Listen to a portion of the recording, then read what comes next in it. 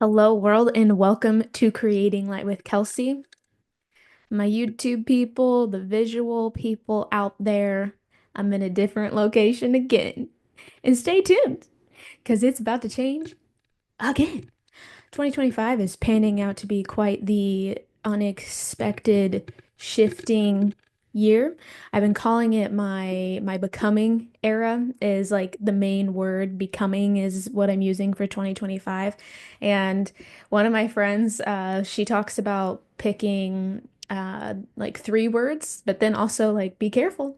Be careful what you pick because God, the universe is gonna serve you. Like they gonna serve you real good on the word that you pick in unexpected ways of how to integrate that, how to step into the word that you are wanting to call in for the year. And I think a lot of the shifts are are that. And we're also in a completion year of numerology number 9 collectively. So you have your own personal year, and then collectively we have the year, the number year. So I'm personally in a year 8, and then collectively in a year 9. So that's interesting to have the numbers kind of go back to back. So I'll have the collective year of completion and then my own personal year of completion after that. That feels like a little bit of a double whammy. I don't know what my soul's doing on when we choose these lessons. But anyway, welcome. I will be showing you an OG episode, 2021 episode, talking about dreams.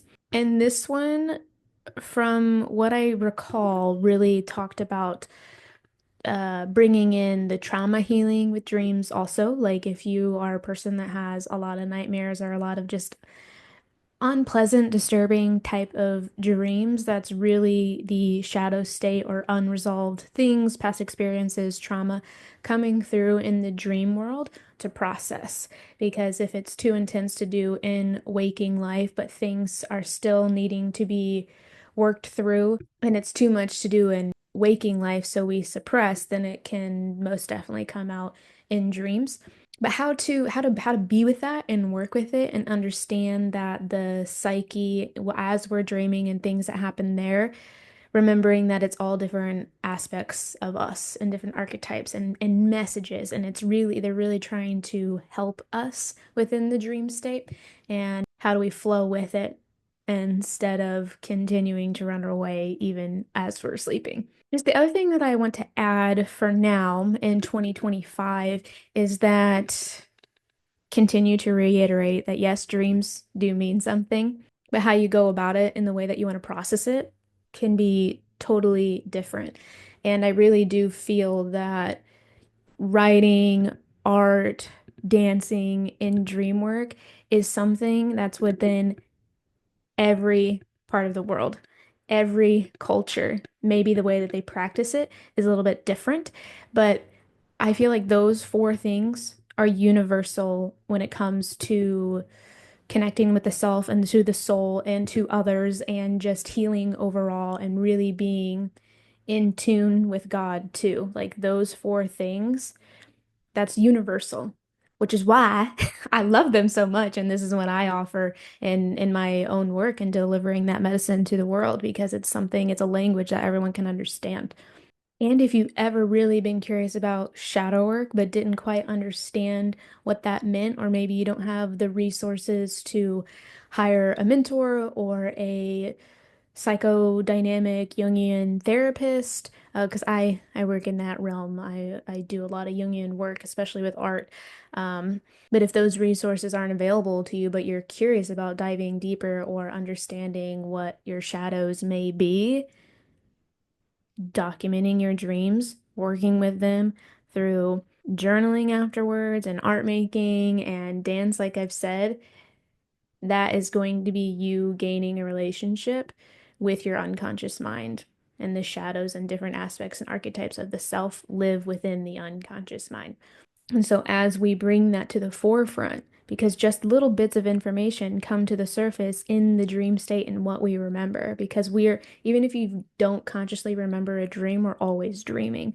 So, when our consciousness grasps a memory of what we were dreaming about, that's information that you are now ready to receive. So trust that too, of things that are coming up as you're dreaming. It wouldn't come up if you're not strong enough to handle it or to face it or to continue to work with it and process it, because the psyche is very smart in that way that it will not surface things that you are not ready to know or that your body's also not ready to process. Like it's actively wanting to process it. That's why it's bringing it up. It doesn't want you to be a prisoner to it anymore, as far as if it's disturbing dreams or disturbing memories or feelings attached to those things. So it's coming up to process it, to let it go, to neutralize the energetic charge attached to whatever is there. And as you create the art with it, that's what helps bring it back to a baseline. And then you're in communion with the shadow and with what's coming forward instead of running away and afraid and avoiding it. Because it's going to keep chasing you if you keep running away from it. And that's what causes all the panic and anxiety. But when we turn around and we listen and we work with what it has to say, then it doesn't have to be so urgent or loud, because it trusts that we're going to turn around and face it and work with it and pay attention and learn what it needs to then take care of its needs, because that's this whole process of this shadow work of, and then dream work is one avenue of that, of gaining a relationship with your darkness. Because our darkness doesn't want to hurt us. It's just operating off of programming that we grew up on. And until we face it and have conscious, intentional effort to work with it and teach it different, healthier ways to live about life, it's going to keep operating off of the default programming. And that comes up in dreams. And then you have the opportunity to do something different. But you have to learn what's there first before you can start to choose differently. But anyway, there's that. There's the little intro, and you're about to hear more talking about dreams. And if that's something that interests you and you're interested in my work, like I also work with that too. So then just check out the show notes of the different ways that we can work together and be in contact, all of that good stuff. So now go through the time portal and listening to 2021, Kelsey.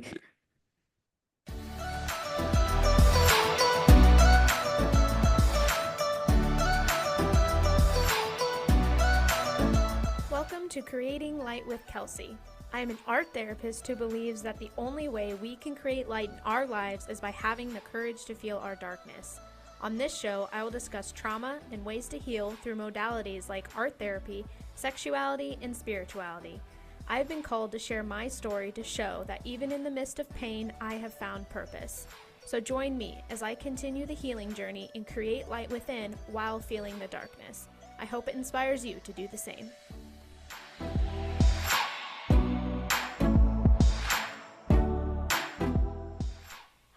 Hello, and welcome to Creating Light with Kelsey. Today I want to talk about the magic of working with dreams. So this is something that came to my awareness because of grad school, so studying to be an art therapist. There was, I think, the second semester of grad school was when a couple assignments had us document dreams and then do a discussion board on it. But the spirituality in art therapy course had us focusing on it most of the semester. So that was kind of a behind the scenes assignment, was keeping a dream journal throughout the entirety of the semester. By doing it consistently for 4 months or so, it brought to my awareness the importance of paying attention to my dreams. This is where I was also introduced on a deeper level of Carl Jung's work and how it correlates with art therapy. So I'd already learned about Jung's work in my undergrad, but I knew who he was, and he broke off from Freud's ideas, and they seemed more like quote-unquote correct or whatever, but I didn't realize how extensive his work was until coming into grad school, and how it really ties well into art therapy, and it's fantastic. He speaks to my soul. This was another moment in the beginning of my healing journey where I just felt completely seen by beginning to dive into his work. We didn't get into it too much, just learning the basics But I could feel my consciousness waking up, and I was learning how to no longer blindly maneuver through life. So, the fall semester of 2018, documenting my dreams became a habit.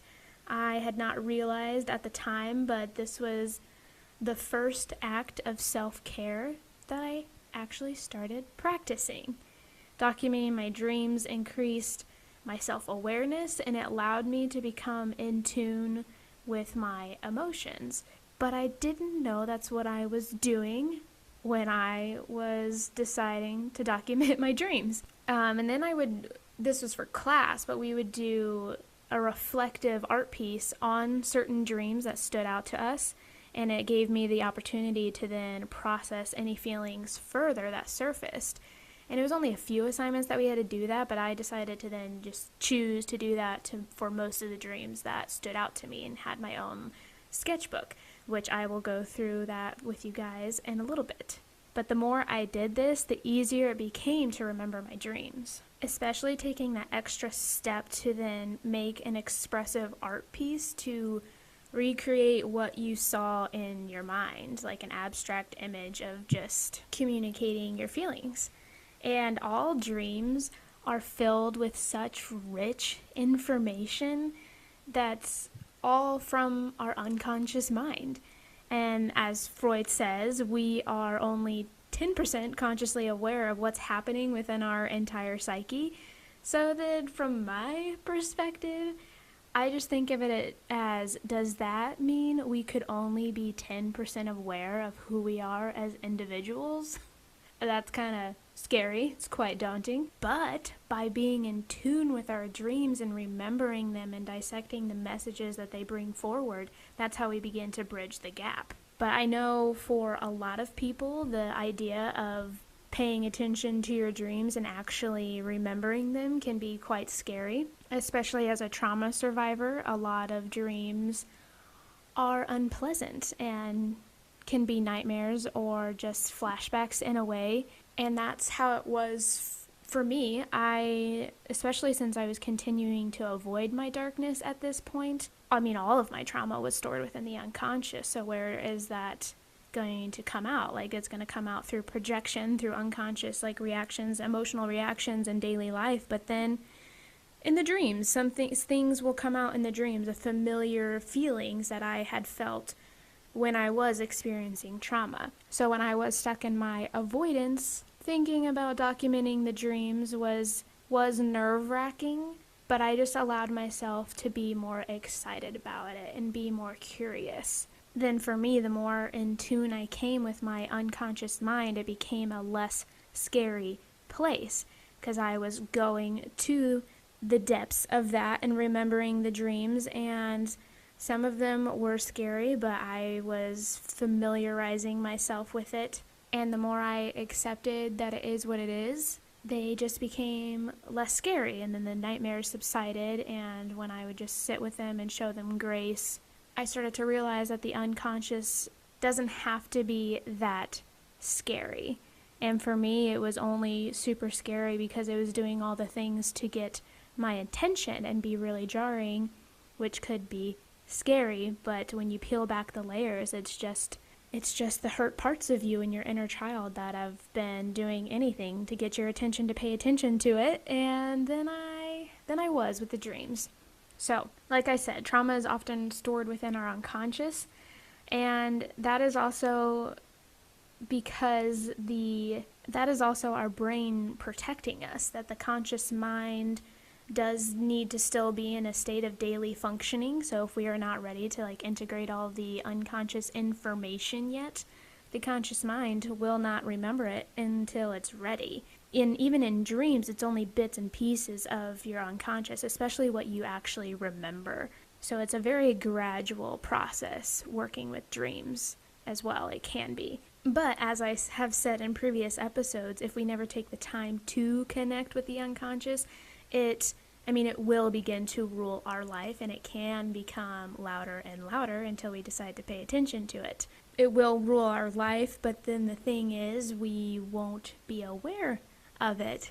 And with that, I'm just met with the quote from Carl Jung saying, Until you make the unconscious conscious, it will direct your life and you will call it fate. But there is hope. There is hope because trauma can be cleared through healing. And then it will not rule our life. We will begin to take control over our life and the way that we react to the world. We just have to be willing to go to those dark places. And as a result of connecting to my dreams, I was gifted with the awareness of where my trauma was holding on to me, where it was taking control of me. And I was beginning to realize how unsafe I felt. And it was only until I had that awareness that I was then able to explore how I could help myself feel safe. So like I said, not all of my dreams were pleasant. I was realizing, oh shit, this theme of unsafety is very prevalent, and I didn't realize how unsafe that I was feeling in my daily life until I started paying attention to my dreams, which that also comes back up a year and a half later when I was doing my study. Part of it was documenting my dreams, and it came up again, this level of unsafety still being very prevalent in my life and in my body. But I will talk about that again whenever I talk about my study. Now I'm going to flip through some of my drawings that I made in this sketchbook in response to the dreams I had in that semester of fall of 2018. And it's just interesting, even looking back at the picture of, I just drew very random objects, or even if it was just colors, and my mind can go back to that dream, and in my head, I can remember basically the whole thing just from looking at this image that was still only a piece of the dream. So that is also why it is so important and can help you process things that are going on in your unconscious, because you're bringing it to conscious form through the art, and then it can remind you of what your unconscious was telling you and to explore those messages even deeper. So one of the first ones I'm looking at, I remember I drew a dress, and it was a black dress, and it was really sparkly. And how I drew it was I think it's called the sweetheart neckline, and it was strapless, and then it kind of flares out a little bit like a cupcake, and then that's how it was, and it was a short dress. And then for the discussion section, or discussion board, that this was one of those assignments that I put it on, and the concept of the dream was saying that, look at my sparkly black dress, it's so pretty, look at me. And it was an essence of a distraction, just look at this and be distracted from what's actually happening in the dream, because something deeper is going on, but let's just focus on the dress and be distracted by what's actually happening in my mind. And then when I posted that on the board, then someone responded to it, and they said, up close I am a dress, but from afar I am a keyhole waiting to be unlocked. Mind blown, because literally on that outline, sweetheart, and then flares out, and it was black, and if you were to really step away from the computer to look at the drawing, it literally looks like a keyhole. And then the concept was, oh, I'm distracting, let's not look too close or look farther, whatever.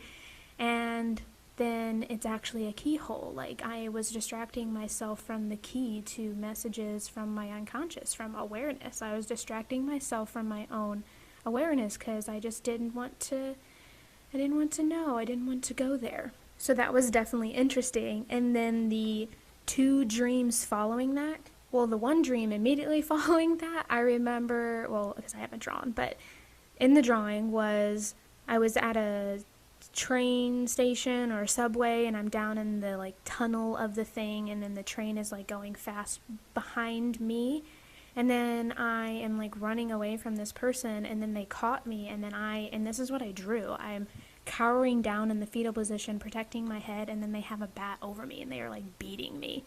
I was oh, okay, so there's the unsafety. And then again, the next dream, I just drew a person running, and I was just running away from something, what am I running away from?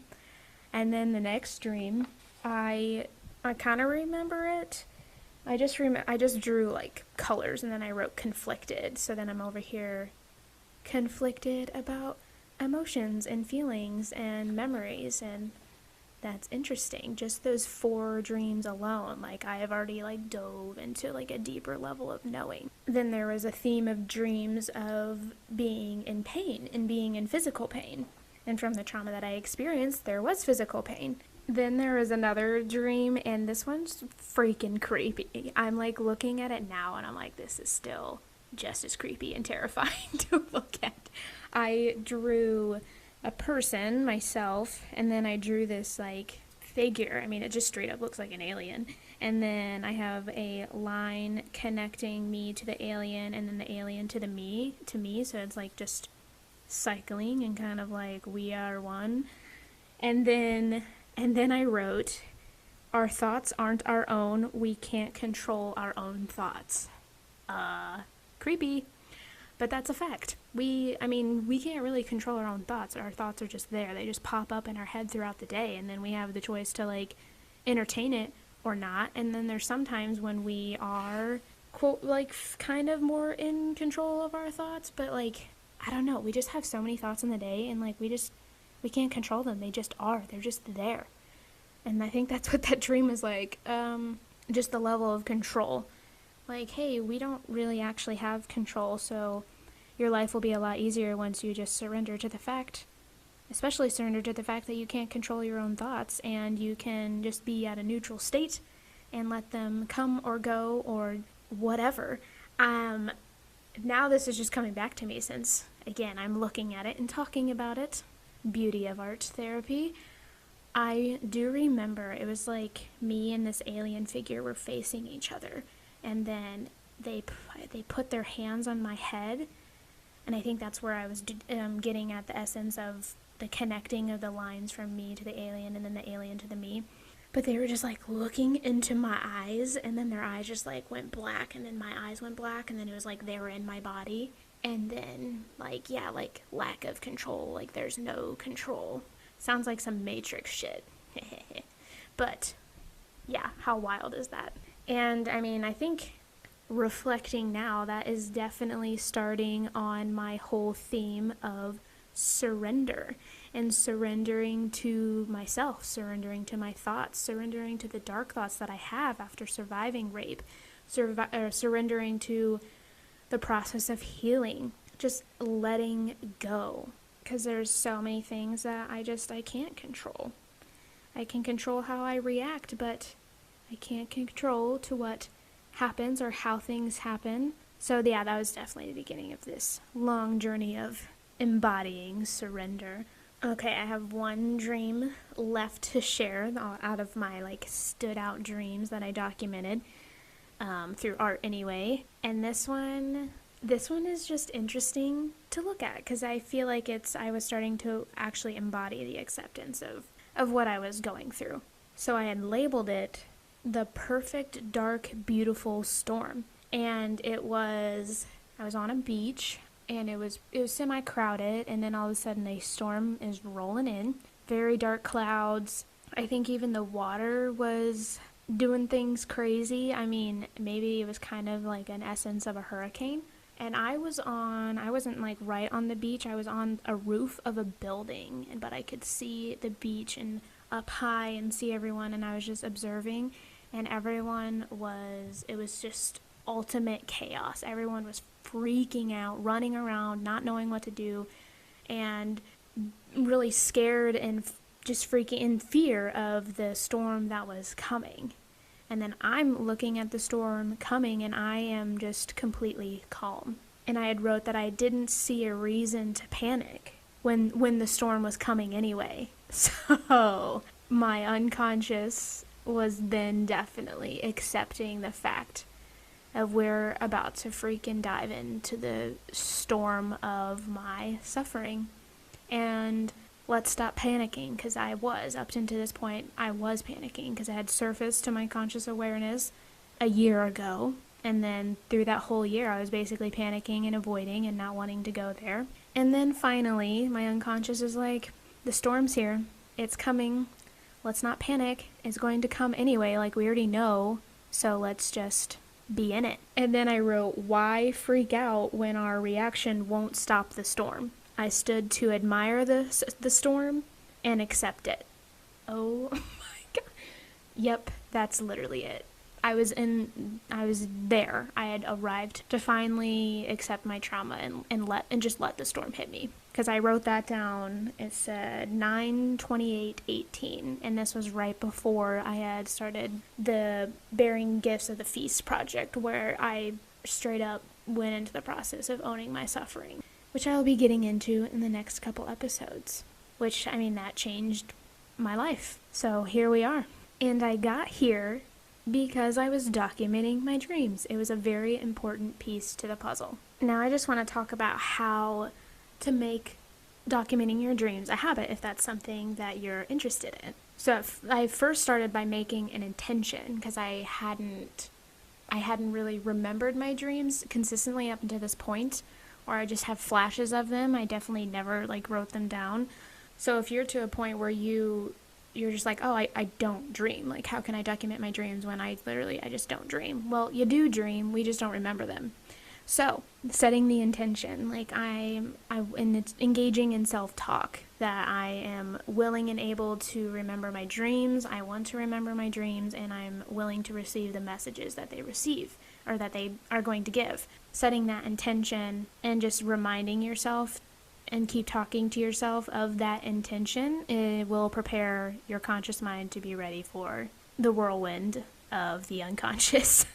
And then I put a medium-sized notebook and a pen on my nightstand, and if you need further help of even reminding yourself of the intention, you can put it on top of your nightstand so you're seeing it, and every time you see this notebook, you know, like, that's for my dreams. For when I remember my dreams, I'm going to document them, and it continues to reiterate this intention that you have for yourself. Then I set my alarm to a less jarring sound. So if you are a person, which I mean, I feel most of us are, that we need the alarm to wake up, I just put it to something that didn't scare the crap out of me to when I woke up, because those just few moments, like if you wake up startled and then you're like, well, where am I? Let's turn off the alarm. Like, it just takes moments for your dream to just disappear. So something that is more gentle in waking you up.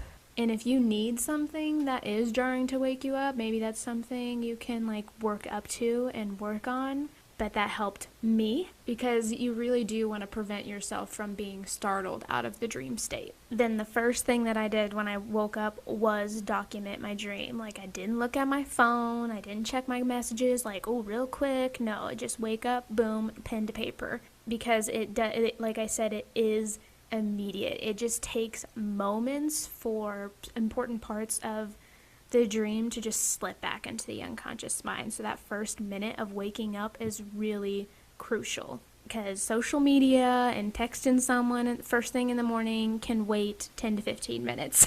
And I mean, that's another like healthy self-care practice. Instead of immediately reaching immediately reaching for your phone, you do something for yourself, and that increases your self-awareness, and that's already a great way to start your day. And the more I did this, the easier it got. At first, I mean, I just wrote down random words. I couldn't even write down a whole sentence because I didn't even remember that much to where it made sense, and that's okay. Like, literally whatever you remember, just write it down.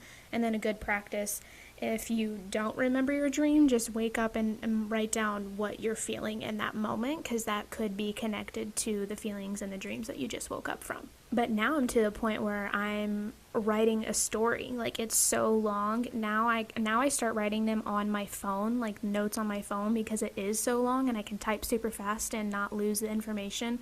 I'll go back and forth between the notebook or my phone, but yeah, I am remembering so much of my dreams now. It's like I'm writing a story, and you know what? In a way, it is a story. It's a story of me. And how cool is that? Getting to know myself on things that I didn't even know about myself. So yeah, by taking this spirituality class and learning about Carl Jung, and I finally became willing to dive into my darkness, which was an entire year after that first residency. I do fully believe that dreams connect us to our unconscious, and I find it pretty cool that I adopted this form of self-care before I even knew that it was actually a form of self-care or what self-care even meant. I didn't even know then at that point. And one day I will own Carl Jung's The Red Book and continue to submerge myself into the magic of dreams and just really study it. That is just, even just thinking about it makes my soul happy, so that's happening sometime in the future. And to be honest, sometimes I go in spurts of documenting my dreams and not documenting my dreams. Sometimes if I'm feeling really out of touch with myself, I'm like, oh yeah, it's probably because I haven't really been documenting my dreams lately.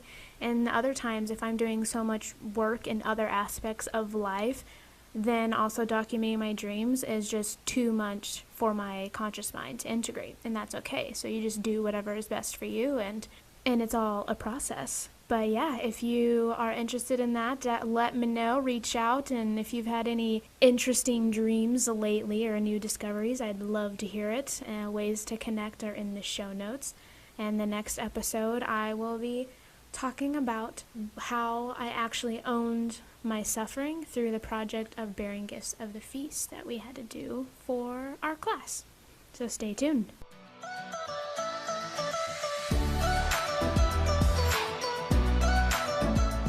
Thank you for listening and creating light with me. If you enjoyed the show, spread the love by subscribing, leaving a review, or share it with a friend.